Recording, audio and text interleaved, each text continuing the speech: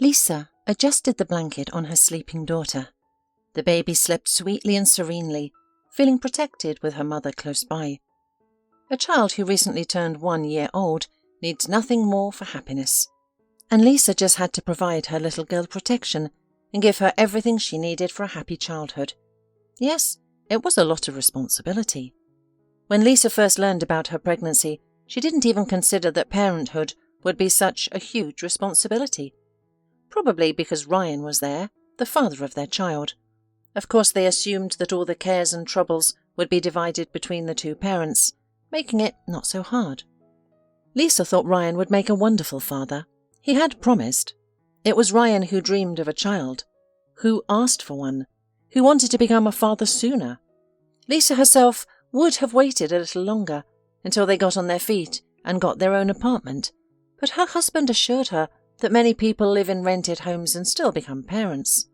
"Everything will come with time," he assured her. "Now we're at the best age to become parents, and children are a powerful motivator to achieve something." Ryan spoke inspiringly and convincingly, and Lisa didn't notice how she began to share her husband's point of view.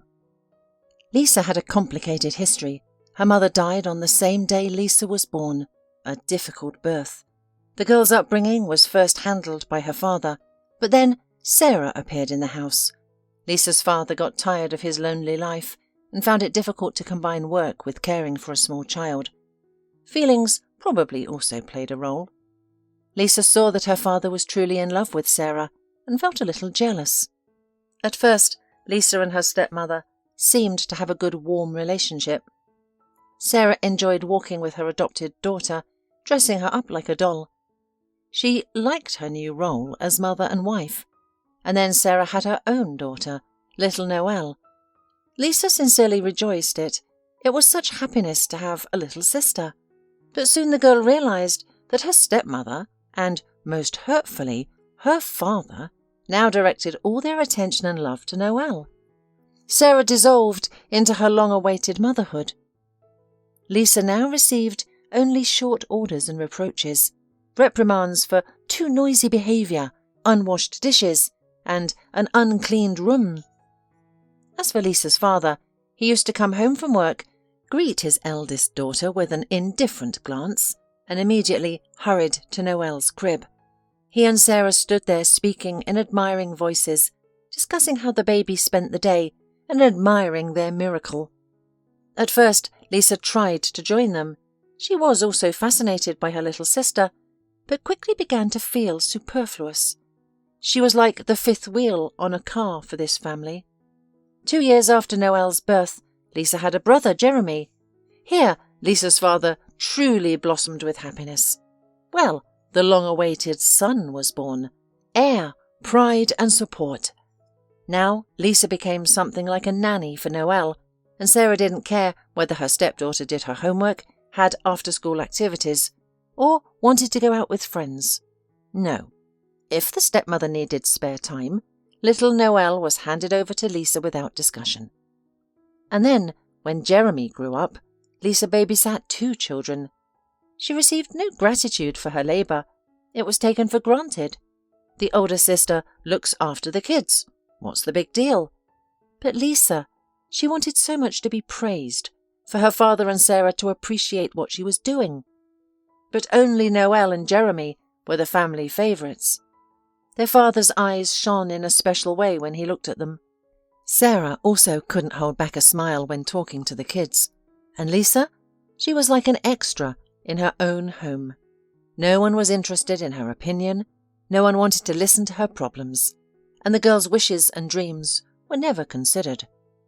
Lisa intuitively felt that Sarah set the mood in the house. If Sarah loved her stepdaughter, Lisa's father would treat his daughter with more warmth. But Sarah's heart was unreachable, and soon Lisa gave up these attempts. Time went on. In high school, the girl decided that certainly she would go to college after graduation. She wanted to get a profession sooner, to get on her feet and leave the family where she had become a stranger.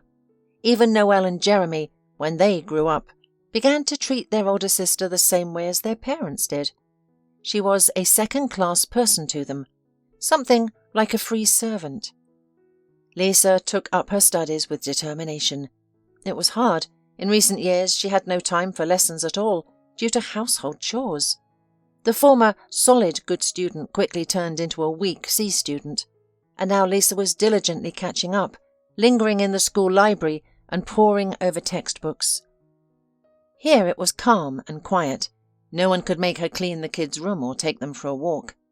In general, Lisa accomplished what she once thought impossible. She improved her grades and passed her exams into the college. The years of study flew by quickly. Lisa returned home after dark, preferring to do homework and prepare for exams in the library. Lisa realized she would be an excellent elementary school teacher, and her practical training in schools confirmed this. She could connect with each little student, even those other teachers found difficult. Her pupils easily grasped new topics. Lisa intuitively knew how to convey information to ensure children understood. The girl couldn't wait to start working.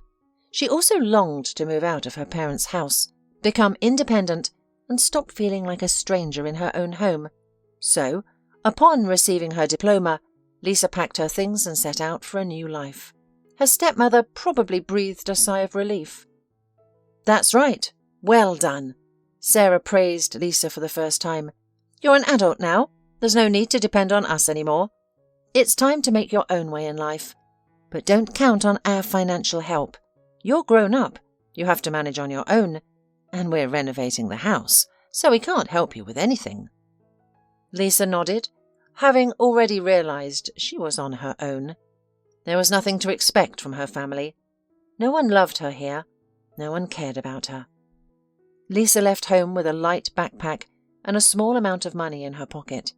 For a year, she had been saving from her scholarship, which should have been enough to rent the simplest accommodation in the city. The girl managed to rent a room in a hostel. Her first neighbours were migrant workers who didn't speak well, and a family of alcoholics. The walls in the poor dwelling were thin, wallpaper peeled off broken, and the floors creaked mercilessly. The conditions were barely acceptable, but Lisa, surprisingly, still felt happy and free.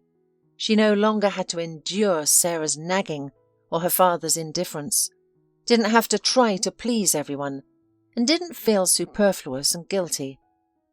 Lisa hoped she wouldn't stay there long. She would find a job, rent a better apartment, and then a wonderful life would begin. Lisa started job hunting. Her diploma was excellent, and she had glowing recommendations from the school principals, where she had practiced. Lisa was eager to work and teach children, but the girl faced unexpected difficulties. The top-notch school, offering good salaries, required experienced staff. Lisa hadn't worked a day. Some schools were willing to hire her, but the salaries were meagre, especially for someone without experience. "You have to start somewhere," said the headmistress of one of these schools. They were short on elementary school teachers, so she tried her best to interest the young graduate. "Work, gain experience, and then you'll get bonuses. What's your hurry? You still have your whole life ahead of you." Lisa just shook her head. The director was unaware of her situation. Lisa couldn't wait. She needed money. The girl was nearly desperate. She had a clear plan, a clear understanding of how her life would unfold. Now everything was collapsing, shattered by life's realities. Staying in the hostel long term was dangerous, given her neighbours. Money wasn't even enough for food. Lisa needed a much higher salary than what she was offered, so she decided to try an entirely different field. Lisa became a market seller. She was hired by Lena, an aged woman with white hair and a hoarse voice, who owned several market stalls. The job wasn't Lisa's dream, but the girl planned to save money to rent an apartment for a year, and then get a job at a school. Even if the salary was small, it would be fine. The main thing was to be a teacher. She'd have it all later. Lena paid Lisa well, and the girl also received a small percentage of the proceeds. This was how the owner motivated her sellers to work more productively. The work wasn't difficult in principle. The only strain was the financial responsibility. It was also hard at the end of the workday to haul bundles of unsold goods to the warehouse. Incidentally, it was thanks to these very bundles that Lisa met Ryan. That evening, Lisa couldn't find the cart that sales clerks usually used to carry heavy items. It had either broken down or been taken away. She realized she would have to drag the huge cloth bag to the warehouse herself. Lifting it was out of the question, so she put on gloves to protect her palms and dragged the burden along the ground. At first it wasn't too bad, but soon her back and legs began to ache. Spots flickered before her eyes, and there was no one around to help. Lisa was late. The market was already quiet and deserted. She could hardly believe that just a couple of hours ago the place had been bustling with life. And then, "Hey, miss, what are you doing? Why are you carrying such a heavy load?" Lisa turned around. A young man was approaching her. Tall, handsome, with slightly wavy brown hair and laughing green eyes. He wore a simple black t-shirt that accentuated his muscular build, and blue jeans. Everything about him looked incredibly good. Where did he come from? She wondered. Later, Lisa learned that Ryan and his friends had been walking near the market when they spotted her through the fence bars, stubbornly pulling her burden like a determined ant. Ryan didn't like what he saw, a fragile, pretty girl struggling with a heavy bag. He easily jumped over the fence and offered his help. Lisa gratefully accepted, realizing she wouldn't have had enough strength to get the bag to the warehouse. Ryan carried the heavy load as if it were a simple grocery bag. The muscles in his arms tensed visibly. Clearly, the young man was into some kind of sport. Lisa later found out that Ryan went to the gym. "Thank you so much," Lisa smiled at her helper once the bag was in the warehouse. "You're welcome. It's always a pleasure to help a girl, especially one so beautiful," Ryan replied. Lisa felt herself blushing. This compliment from a charming stranger made a strong impression on her. For some reason, she really wanted him to ask her name. As if reading her thoughts, the young man did just that, offering to get acquainted. Lisa felt wrung out like a lemon after a whole day in the heat at the market, topped off by the heavy bag incident. But when Ryan suggested a little walk, she suddenly felt a surge of energy. It was as if she had wings. They wandered through the city streets, talking, laughing, and getting to know each other.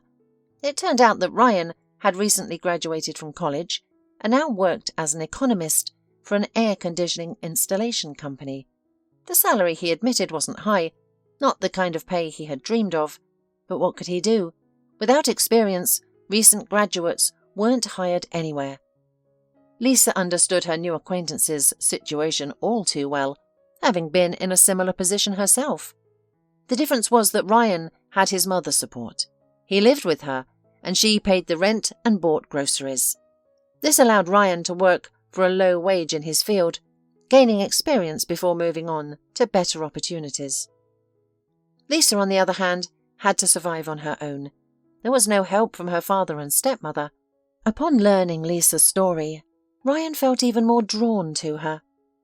"Now I want to protect and defend you," he declared. "You know, I really miss that," Lisa replied. They started dating. Ryan began stopping by the market every day after work. He would help Lisa pack up and take her things to the warehouse. Then the young couple would go for a walk, sometimes to the movies, sometimes to a park on the other side of town, or they'd stroll along the embankment holding hands. Ryan occasionally complained about strict bosses, low wages, and his mother not understanding that he had grown up. She still tried to manage him as if he were 12 or 13. Lisa supported her beloved as best she could. The girl was incredibly happy overall. After all, she finally had a man who cared about her. Ryan gave her flowers, took her to cafes, and showed interest in her affairs. It was so unusual and pleasant. Lisa sometimes felt dizzy from the emotions that overwhelmed her. At times, she could hardly believe this was happening to her. Then Ryan moved in with Lisa. By then, she had already rented a nice apartment, a tiny but cozy one-bedroom apartment near the market. The terrible dwellings with dubious neighbours were a thing of the past. It happened imperceptibly and naturally. At first, Ryan stayed overnight, Then gradually the apartment began to fill with his things: a toothbrush, razor, some clothes. And finally, Lisa herself suggested he stay permanently. She loved falling asleep and waking up in Ryan's arms, cooking him breakfast, and feeling his care and love. Why should they be apart when they could live together? As for Ryan, he was glad to move out of his mother's house. "She's been driving me crazy with her demands," he confided to his beloved. From everything Ryan said, it appeared his mother was an imperious woman, accustomed to keeping everything under her control. Lisa felt a little apprehensive about her in advance. Ryan continued working at the air conditioning firm. His duties include making calculations. The work was tedious, not particularly interesting, and didn't require high qualifications. Ryan's salary was 2 times less than Lisa's. She worried he might feel insecure about it and didn't want anything to mar their relationship. But Ryan had a positive outlook on the situation. He assured Lisa that this was just the beginning. "I'll gain experience here, then I'll find something better. With my education, it shouldn't be a problem. It's just that companies are reluctant to hire recent graduates." Lisa agreed with every word of her lover. He was right. She was in the same situation, but she had to work at the market because she lacked family support, unlike Ryan. His mother, whoever she was, helped her son. True, she made many claims against him, but that's what parents do. Lisa wasn't used to that. Meanwhile, Lena, Lisa's employer, called her a fool in love. "Well, look how well your Ryan is doing. He sits in the office from 9 to 5, pushing papers, earning pennies, and doesn't aspire to anything more. First he was on his mother's neck, now he's moved to yours." "That's not true. You've got it all wrong." "Me? Wrong? Of course. I can see right through people, you know." "You're wrong, Lena." Lisa defended their relationship. "Really? Answer me a few questions then. Who pays the rent?" "I do, but who fills the refrigerator with food? Whose money buys the food?" "Mine mostly, but what about him? What does he contribute to your budget? What does Ryan spend his money on?" "He bought me flowers yesterday," Lisa blurted out. "And he ordered us rolls for tonight. He also pays for his own gym." Lena only grinned and shook her head, thoughtfully. Lisa tried not to pay attention to acquaintances, saying Ryan was living at her expense. It seemed so from the outside, but Ryan had a plan to gain experience, and then look for a better paid position. He was still young. He had everything ahead of him. The main thing was that Ryan loved her. He told her that often. He loved her like no one else. It was so nice to feel needed. For the sake of this feeling, Lisa was ready to endure any temporary difficulties. She didn't doubt that the difficulties were temporary. Lena and others simply couldn't appreciate the value of mutual feelings. They hadn't experienced feeling unnecessary and superfluous in their own family as Lisa had, so they couldn't understand how important and valuable it was to be near a loved one. They truly couldn't comprehend it. Ryan often went to his friends' houses at night. Lisa didn't know these guys. Ryan didn't introduce them, but she accepted her lover's lifestyle. "You wouldn't be interested, it's just my guys. We have a male company. Sometimes guys need to get together like this, you know?" Of course, Lisa understood. She liked that her beloved valued friendship. The fact that he had many buddies was good too. It meant Ryan was a pleasant and sociable person. One evening, Ryan came home in a dishevelled state. Lisa knew that after work he had to stop by his mother's house. "She says I'm not self-sufficient and infantile." Ryan shared his worries with his beloved. "She called me spineless. Can you imagine? My own mother said this. She always scolds me. Since childhood I've never been good enough for her. I do everything wrong. She still thinks I'm a child incapable of manly behaviour. You know what? Let's get married." Lisa couldn't believe her ears. Her heart felt as if an icy hand had clenched it. Even her breath caught. "What? What did you say?" "Let's get married," Ryan said more calmly and confidently. "You see, I've been wanting to propose to you for a long time, but I thought I'd pick a better moment to make everything beautiful and romantic. And here, it just came out. So, how about it? Do you agree?" "Yes, of course I do." Lisa threw herself around Ryan's neck, trying to hold back tears. For her, this proposal was the strongest proof yet of the young man's love for her. Now finally, she would have a real family. They began to prepare for the wedding. It was a pleasant hassle. Although the young couple was financially limited, it was time for Lisa to meet her future mother-in-law, Mrs. Griffiths. The girl was afraid of this meeting. From Ryan's words, it appeared that his mother was an imperious woman, accustomed to keeping everything and everyone under control. How would she perceive a potential daughter-in-law, especially one who was literally an orphan and came from a tiny provincial town? When Mrs. Griffiths invited her son and his bride to dinner, Lisa was so worried. She spent a long time choosing an outfit, wanting to look spectacular, refined, and restrained all at once. Mrs. Griffiths was older than Lisa had thought. Apparently she had given birth to her son at an advanced age. The woman was impeccably polite, but cold, like an English queen. Lisa kept trying to figure out whether her future mother-in-law liked her. Mrs. Griffiths herself almost made her fearful. The woman was already retired, having worked for a long time as a department head at a factory. The managerial position must have left its marks on her. Ryan said his mother had to quit because she was sick, something serious with her heart, but Mrs. Griffiths looked quite healthy. "Perhaps you rushed your decision to get married," Mrs. Griffiths finally spoke up. "Why, Mum?" Ryan snapped angrily. "Perhaps you should stand on your feet more firmly, Ryan. You're not earning enough to support a family. You're not ready." Lisa shivered, goosebumps running down her back. She sat in silence, not knowing how to act. One thing was clear to her. Her lover's mother was clearly against their marriage. Her premonitions had not deceived her. Mrs. Griffiths probably simply didn't like the future daughter-in-law. Too poor, too simple. Ryan argued with his mother, giving her reason after reason why he was already old enough and independent. But Mrs. Griffiths quietly turned the conversation to another topic, and the evening went on as usual. However, Lisa's mood was already spoiled. It was clear her mother-in-law didn't approve of her and had just made it known. The main thing, of course, was that Ryan loved her, but still, Lisa wanted his mother to accept her too. Later that evening at home, Lisa and Ryan discussed the meeting with his mother. Ryan was furious. "How can she not realize that I'm an adult and free to live my own life?" He fumed. The young couple decided not to organize a big wedding party, just signing the papers and then dining together at a restaurant, because they didn't have enough money for a celebration.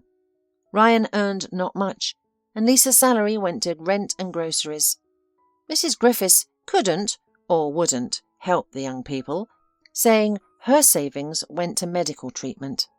Lisa's father and Sarah immediately said they weren't helping financially either, having just renovated their new apartment. But Lisa wasn't bothered by all this. The banquet, the white dress, the decorated cars. The main thing was having her loved one near. After the wedding, there were little changes in their domestic life, but now Lisa proudly wore a wedding ring on her finger and got used to her new, unusual surname. The young couple rarely visited Mrs. Griffiths. Ryan sometimes went to his mother's house after work to pick up his things and socialize. Occasionally, she invited the newlyweds to family dinners. The woman no longer expressed dissatisfaction with her son's marriage, but for Lisa, that first time was enough. On visits to her mother-in-law's house, she felt improper. Mrs. Griffiths maintained her usual manner, cold, reserved, impeccably polite, like a prim dowager countess. She didn't meddle in the young couple's affairs, but talked about unrelated subjects. During these family evenings, the atmosphere at the table was a little forced. Lisa always wanted their gatherings to end quickly, so she could go home. After a while, Ryan brought up the topic of children. "We've been married almost 6 months," he said one day at dinner, Maybe we should start thinking about heirs. It's about time." "You want a baby?" Lisa clarified, catching her breath. She had dreamed of a baby herself, but there were so many complications. "Why not? I've been dreaming of a son for a long time. We'd go out together, play soccer. I'll take him camping, like friend Ben does with his son. It would be really cool." "But what about... We need a lot of money for a child, and we..." Lisa waved her hands. She could have reminded Ryan about their utility debts and living paycheck to paycheck, about their small apartment needing repairs, and the fact that it wasn't even theirs, just rented, about the ever-rising rent and many other issues. But why? Ryan was aware of the situation. "Yes, I understand," her husband agreed. "We're not in the best position now, but it's only temporary. You know, I have a good education. I can easily get a better job." He then talked at length about how children are a powerful motivator, that he would move mountains for a child. It sounded very convincing. Besides, Lisa had wanted a baby for a long time. Many of her friends already had daughters and sons. Cute, chubby babies that made her heart ache just looking at them. In the end, Lisa decided it was indeed time. Financial difficulties were surmountable. She had her reliable and loving Ryan beside her. He promised to do everything for their family. So why not? Soon after, Lisa realized she was pregnant. She was surprised and scared, thinking it wouldn't happen so quickly. But her anxiety soon gave way to boundless happiness. Ryan looked happy too, now taking even better care of his wife. He bought lots of fruit, made sure she didn't carry heavy things, and went to the market every evening before closing time to haul goods to the warehouse. Lisa had to leave her job well before her maternity leave due to pregnancy complications. The doctor insisted on a more relaxed regimen, and Lisa's work as a vendor at the market was now contraindicated. She had to stay outside all day in all weather, reaching for high-hanging items and sometimes moving heavy boxes. The doctor warned that this could lead to premature labour. Fortunately, Lisa had managed to save a small sum for a rainy day, because now, without her salary, the family was in a tight spot.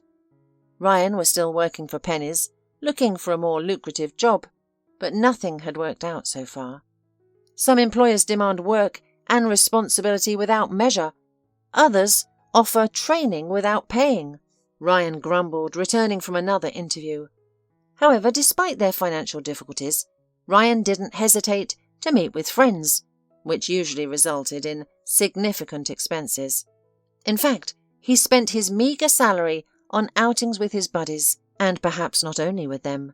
Lisa started suspecting there were girls in that company, as she heard female voices when she called her husband. Ryan, who had promised to do anything for their child, was clearly struggling. The sight of Lisa made him sad. Pregnancy didn't beautify her. Lisa had pimples on her forehead, swelling, and her belly was enormous. She couldn't even look at herself in the mirror, and it was upsetting to hear Ryan's jokes about her appearance. Lisa craved support and attention during this difficult period, but she felt alone again. Ryan, her favourite person, her husband, gradually distanced himself, becoming almost a stranger. It was terrifying. Mrs. Griffiths was also fully occupied with her own health. She frequently visited hospitals and sanatoriums, leaving little time for her grandchildren. And one day Ryan even bitterly relayed something she had said to him. "When two children decide to have a child, it's unlikely something good will come of it." The hurtful words stabbed Lisa in the heart. It became clear that Ryan's mother hadn't fully accepted her son's marriage. This realization was painful and saddening for Lisa. Then Celeste was born, a little premature, but not critically so. Small, fragile and vocal. When Lisa held her daughter for the first time, all her worries and sorrows vanished. She had never felt such joy before. Little Celeste gazed at her mother, as if studying her face, getting acquainted with her closest person. Lisa could hardly breathe from the overwhelming emotions. She had never felt such love for anyone before. Ryan had hoped for a son, of course, but he was excited about having a daughter too. "I'll teach her to play soccer anyway," he declared to Lisa, taking little Celeste from her arms. Ryan arranged a beautiful discharge from the maternity hospital. Balloons, flowers, music. Mrs. Griffiths also came, bringing a large bag of gifts for both the newborn and Lisa. It was pleasant and touching. Mrs. Griffiths glowed with happiness, looking at her little daughter, showing strong emotions for the first time. Lisa enjoyed seeing this. Ryan and his mother shared her delight and loved Celeste very much too. Lisa's father and stepmother, however, never came. They were too busy with work and their own children. Lisa wasn't surprised, but it still hurt, although her father and stepmother had long been almost strangers to her. Every day life stretched on, filled with worries about the baby, sleepless nights and concerns for the little girl. Celeste was fussy. Either her tummy hurt or something else bothered her. She even cried and slept little. It was a real test for Lisa, but she tried to bear it steadfastly. Ryan realized this wasn't how he had imagined fatherhood. Where had his enthusiasm for the child gone? His daughter's crying annoyed rather than alarmed him. He often retreated to the living room to sleep, closing doors and even using earplugs to block out the noise. "I have to work in the morning. I'm earning money. Please keep in mind that," he scolded Lisa indignantly. "So you, calm her down. I need to get some sleep." Lisa didn't argue or take offense. On the contrary, she felt guilty that she couldn't provide peace at home and felt like a bad mother. She had so many worries at once. Her daughter needed constant changing diaper, hourly feeding, trips to the clinic, development and treatment. Then there were the daily walks. Celeste slept peacefully only outdoors. Sometimes Mrs. Griffiths visited, always bringing gifts. She smiled at her granddaughter, spoke to her in an affectionate voice, and the little girl immediately calmed down. In these moments, Lisa could catch her breath. Despite her usual coldness and primness, Mrs. Griffiths was evidently hot towards her granddaughter. Celeste, sensing this, smiled at her grandmother and stretched her little arms towards her. Mrs. Griffiths now helped the young family, financially a little, buying Celeste food, clothes and medicines, and Lisa was grateful to her for that help. Ryan's mother seemed to adore her granddaughter, but remained cold towards the daughter-in-law. She probably couldn't accept that her son had chosen not a proper wife. As for Ryan, who had vowed to move mountains for the sake of the child, he wasn't eager to fulfill his promises.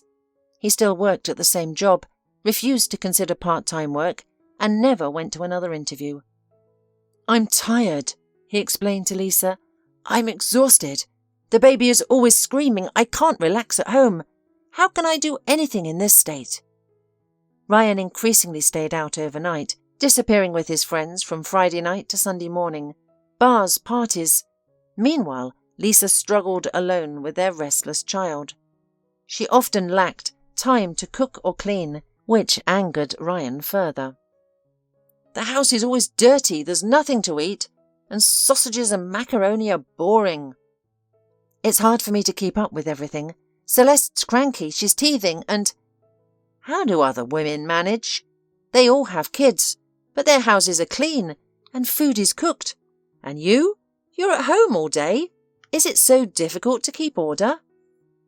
These words from her husband made Lisa feel even more worthless and guilty. She tried her best, but still couldn't manage everything. One day, Ryan announced he wanted to live separately. "They're putting my mother in the hospital again in the capital. She'll be gone for almost a month. I'll stay in her apartment." "A whole month?" "Yes, I need to rest. I work hard from morning till night, and then there's no peace at home." Ryan packed his things and moved out. Lisa instinctively realized this was the end. She immediately suspected another woman. Her suspicion proved true. Ryan had met a woman at a club. Jeanne was 10 years older, divorced, wealthy, and independent.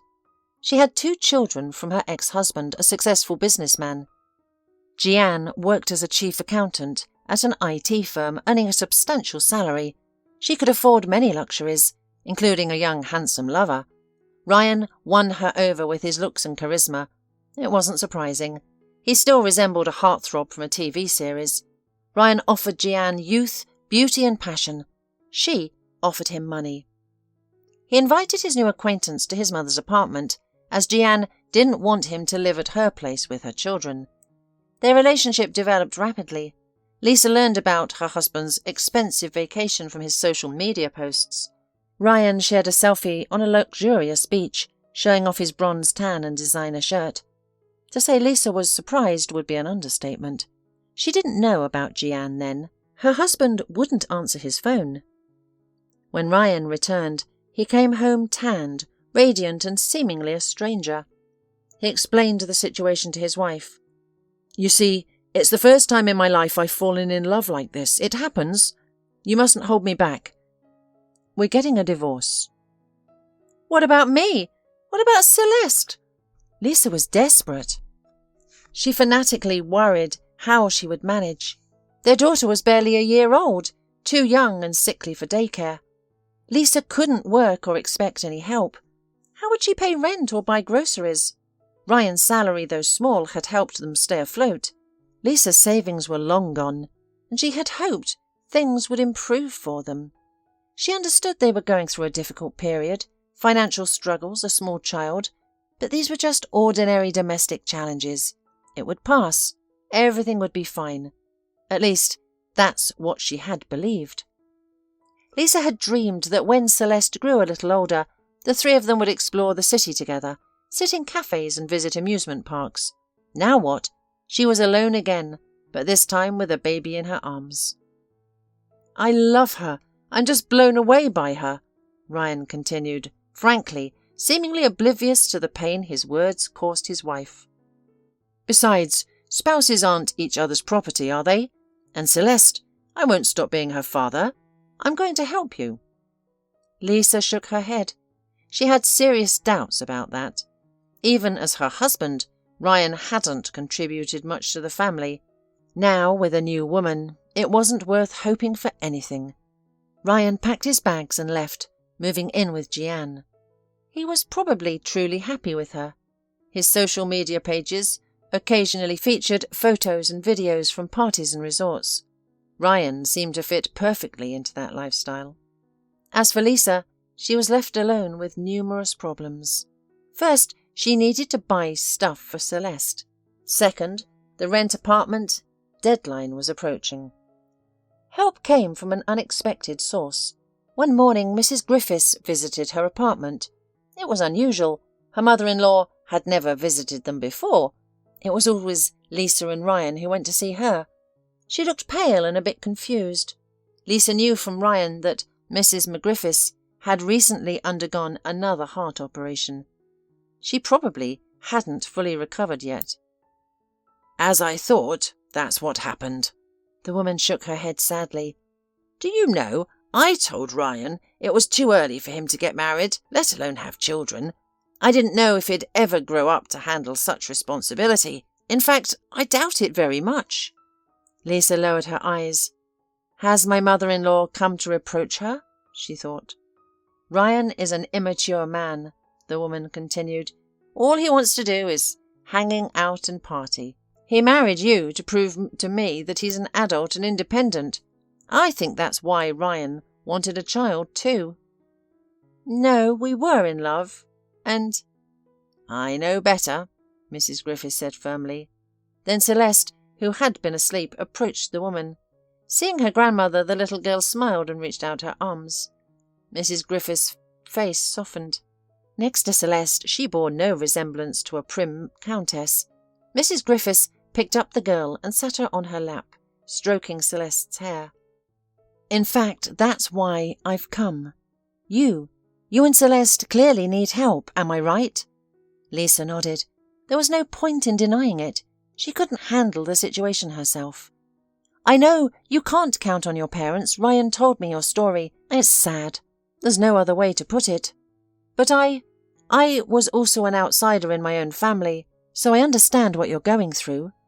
"Really?" Lisa marvelled. "Indeed, I even had a stepmother and 2 stepsisters, just like in a Cinderella fairy tale. And I also found myself alone with a baby in my arms one day, just like you. The difference is that I was already in management position at the time.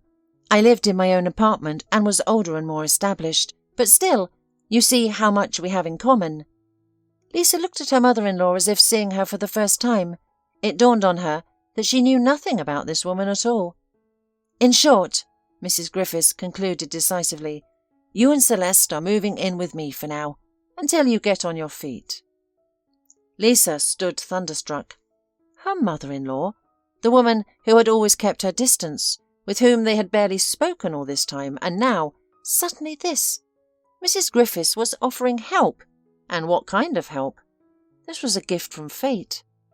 And so Lisa's life began anew, an entirely different life. She found comfort and calm at Mrs. Griffiths. With her mother-in-law, no, they never became close, but they were at least pleasant neighbours. Lisa and Celeste were given a separate room, the largest and brightest. Mrs. Griffiths took her granddaughter for walks, giving Lisa a chance to rest and attend to her own affairs. However, the older woman had to visit the hospital often, as her health was deteriorating. Lisa and Celeste would go to visit her. Ryan has been wrong. Yes, his mother wasn't emotional, affectionate or talkative, but she was reliable and decent, which was far more than important. The only downside for Lisa was the shortage of money. Ryan lived with his new girlfriend in luxury, as evidenced by photos on his social media. Officially unemployed after quitting his previous job, he paid Lisa a fixed amount in alimony. It was a pittance, barely enough for bread and milk. Meanwhile, Ryan drove expensive cars, wore designer clothes, and visited the world's most famous resorts. Mrs. Griffiths was ashamed of her son's behaviour, but could still see it. "What can you do? It's in his genes," the mother-in-law would sometimes lament. "His father was the same, flitting through life like a moth, shirking responsibility. He wasn't interested in Ryan, and he disappeared as soon as he learned of my pregnancy. But frankly speaking, I never counted on him. I knew what kind of a man he was." Soon, Lisa started seeking for a part-time work. But who would hire her with a small child? Celeste wasn't even old enough for kindergarten yet. A solution came from Mrs. Griffiths' neighbour, who was aware of the family's situation. "My granddaughter started 1st grade this year," she told Lisa during a walk in the yard with her daughter. "So the question arose, who would take her to school and pick her up? My son and daughter-in-law work. We live far from them. So we started looking for a nanny. They found a young nanny on a maternity leave, and now she's looking after our Molly. For good money, by the way. And you're happy to pay her. She's good, decent woman. It's not easy to find a reliable nanny. I suppose you could do the same." "Of course I could." Lisa's face lit up. How had she not thought of that herself? "Listen, when you write your resume and place an ad, be sure to mention your teaching background. It's a huge advantage for you." That same evening, Lisa posted ads on several platforms. The calls came in immediately. At first, Lisa thought it would be easy to start this job, but in reality, everything turned out to be more complicated. Sometimes Lisa wasn't satisfied with the conditions. Other times, the employers didn't like something. For instance, not everyone was willing to hire a nanny who came with her own baby, and Lisa couldn't work any other way. Then one day, there was a call from an unknown number. Almost without hope, Lisa answered the phone. "Yes," said a woman's voice on the other end. "I'm calling about the nanny ad." The conversation was long and thorough. A nanny was needed for a 4-year-old boy named Cody, an unusual boy. He had no diagnosis, but he was very withdrawn. He became that way right after his mother died. He was only 1.5 years old then, but he still felt and understood everything. The once smiling, outgoing toddler had turned into an indifferent, emotionless little boy. The best doctors had tried to help Cody, but whatever they did, nothing changed. The child refused to communicate with anyone outside a limited circle of people. "He only communicates with his father, that's all," said Mrs. Leaf, the au pair to whom Cody was like a grandson. She was the one who had called looking for a nanny. "The boy doesn't seem to notice other people. We're looking for someone who can connect with him. Many nannies have tried to befriend Cody, but he rejects them all and refuses to communicate. He needs to go for walks and socialize. School isn't far off. We're desperate." "I'd love to meet Cody," Lisa replied, her curiosity piqued. It felt like a challenge, a puzzle to solve, and Lisa was eager to succeed. "But I'm not alone. I have a 1-year-old daughter." "That's not a problem," Mrs. Leaf assured her. "If you're the right fit, it doesn't matter, believe me." Soon, Lisa found herself standing on the porch of the enormous mansion. It was like another world, a well-tended garden, gravelled paths, a small fountain by the gate. Everything was quiet and calm. Lisa felt a little nervous. Mrs. Leaf opened the door, smiling when she saw the little girl in the potential nanny's arms. "What a lovely little girl," the au pair said, ushering them inside. "I sincerely hope you'll stay with us." In the spacious living room, a boy sat on a soft sofa. He was small and thin, with blonde hair and dark, intelligent eyes that looked sorrowful. "This is our Cody," Mrs. Leaf said, stroking the boy's head. "Say hello." The child didn't answer but looked at Lisa, who smiled at him sincerely. Her heart ached with pity for the little one. Suddenly, Cody jumped off the couch, approached the potential nanny, and stroked Celeste's chubby hand. The little girl winced in surprise, and the boy smiled. It seemed like such a small thing. But Mrs. Leaf clutched at her heart, overwhelmed with emotion. "This is a miracle. I don't remember him smiling at anyone, except his father sometimes. You must be the right one for us." And so Lisa became a nanny. Mrs. Griffiths was glad that her daughter-in-law had found a job. "Good girl, Lisa. Well done. Now you won't be lost, even if something happens to me." "Don't think about bad things," Lisa pleaded. She didn't want to imagine anything terrible happening to Ryan's mother. She hoped the treatment would help. Though there was no warmth between them, Mrs. Griffiths, Lisa and Celeste were somehow united, alone against the world, sticking together. Besides, it was only her mother-in-law who had helped Lisa in a difficult situation. Lisa couldn't help but appreciate that. Every morning, a car picked up Lisa and Celeste, and the chauffeur took them to Cody. The boy waited impatiently for the nanny. She knew many fun games, and, most importantly, she loved him. The other nannies had been cold-eyed with fake smiles. Cody couldn't stand them, but Lisa was different. Cody took touching care of little Celeste, ensuring she didn't fall and playing ball with her. The girl laughed. Lisa and Cody exchanged smiles. The boy thawed before her eyes. Lisa didn't realize how she differed from the nannies who had tried before. Some even had psychology degrees, but Cody had ignored them, refusing to be alone with them. With Lisa, he walked in the park, played, read, and learned to write. Lisa didn't make any special efforts. Perhaps it was Celeste's presence, too. Cody behaved like a loving, caring older brother. It was sweet and funny. Mrs. Leaf couldn't be happier with her favourite. She also became very attached to Celeste, giving her nice gifts and calling her favourite girl. Soon, the four of them were almost like one family. Warm and kind relationships formed between them. For a long time, Lisa didn't see the owner of the house, the boy's father. He owned a car dealership and spent almost all his time at the main office. He came home late, after Lisa and Celeste had left. One day, when Lisa arrived at Cody's house in the morning as usual, she saw him. She had imagined him differently, sturdy, tall, serious, frowning, with a severe crease between his eyebrows. But before her stood a young man, thin, blue-eyed and smiling. Somehow, her employer didn't evoke any particular awe, fear or excitement. "Hello," he greeted Lisa. "At last, I get to greet the person who worked this miracle with my son. Cody now communicates with people, smiles and talks a lot, and how much he has already learned. I've wanted to thank you for a long time." Lisa smiled back, pleased with the man's words and happy for Cody. Several years had passed.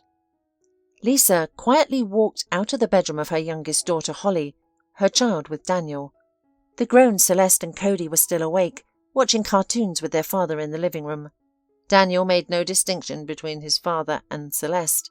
He loved them all equally and tried to pay attention to all of them, despite his busy work schedule. It all came together quickly. Lisa and Daniel met, talked to each other, and immediately realized they were made for each other, like in a fairy tale. Despite their differences in age, financial situation, and overall life experiences, both felt an instant kinship of souls. It was indescribable. At first, Lisa tried to keep her distance. She knew how it might appear, a poor woman with a child pursuing a wealthy man. She didn't want to be perceived that way, especially by Daniel. However, Daniel managed to help Lisa overcome this barrier, and the stereotype suddenly became unimportant to her. What mattered were Daniel, Cody, Celeste, and their feelings. Her mother-in-law was genuinely happy for her daughter-in-law. Mrs. Griffiths' health was deteriorating, and she feared that soon Lisa and Celeste would be alone. Now, with a responsible person beside her daughter-in-law and granddaughter, the old woman's heart was at ease. Daniel also helped Mrs. Griffiths by sending her for treatment at an expensive clinic. The doctors prescribed therapy and assured her she would live for many more years, long enough to see her grandchildren marry. Lisa was deeply grateful to her husband for this.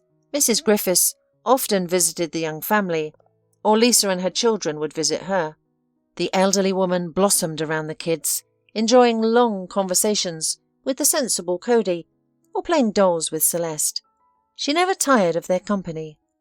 Then Holly was born, bringing even more happiness to the family. Cody, now an experienced older brother, became Lisa's best helper, rocking the stroller, ironing clothes and feeding the little sister. After divorce, Ryan lived his own vibrant life, still posting picturesque photos on social media and changing his status to increasingly grandiose claims. Recently, he called Lisa out of the blue. Ryan knew nothing about the changes in her life because he hadn't communicated with his mother in a long time. Whenever she heard his voice, she would start reprimanding him for betraying the family. Eventually, Ryan stopped calling her altogether. What was the point? No one likes to hear such things. Now he suddenly reappeared, saying he wanted to meet, talk, and find out how his daughter was doing. The daughter to whom, by the way, he had been paying minimal child support all these years. Lisa smiled as she listened to her former spouse. She knew Ryan well and understood his motives. Ryan liked to show off and make an impression. He probably expected to find his ex-wife miserable with a child in her arms. When he presented himself as handsome and successful, perhaps he had had enough of his usual thrills and came seeking a new dose of surprise and admiration. Well, the meeting scheduled for tomorrow morning promised to be interesting. Ryan and Lisa agreed to meet at a cafe, the very place where they used to have breakfast when they thought they were made for each other. Lisa purposely arrived a little late. As she parked, she saw Ryan through the cafe's glass wall, sitting at a table in full dress. Lisa grinned. Yes, hubby hasn't lost his flair for dramatics. Ryan glanced at Lisa's car, admiring it without seeing the driver. Just then, Lisa stepped out onto the sidewalk with flair. Ryan's face registered surprise, much to her satisfaction. They didn't talk for long. There was nothing to discuss. Celeste had no interest in Ryan, and as it turned out, Ryan had no desire to see his daughter. It was for the best. Moreover, the girl already had a father, a real parent, who had raised her. Of course, Ryan was taken aback by Lisa's story. He had obviously imagined their meeting differently, and was visibly disappointed. He failed to produce the desired effect on his ex-wife, and Ryan himself didn't come across well in this encounter. Lisa left the cafe with a light heart and a smile on her lips. At home, her children and beloved husband awaited her. Daniel, had taken the day off work to spend time with his family. They planned to visit a water park and then see Mrs. Griffiths, who had been inviting them over and promised to make pancakes. Cody and Celeste adored them.